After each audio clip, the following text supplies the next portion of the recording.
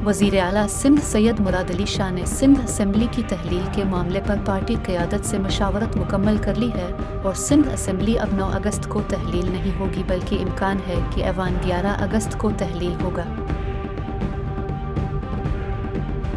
हुकूमत सिंध के ज़राए ने बताया है कि जल्द सिंध काबीना का एक और इजलास बुलाया जाएगा और सूबाई हुकूमत अपने आखिरी दिनों में खाली असामियों पर भर्ती का अमल मुकम्मल करेगी।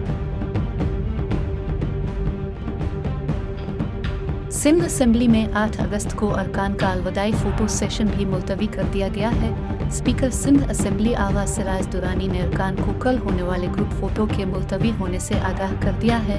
अब ये रस्म 11 अगस्त को पूरी की जाएगी और इसी रोज़ फरियाल तालपुर अरकान को अलविदाई ज़हराना देंगी।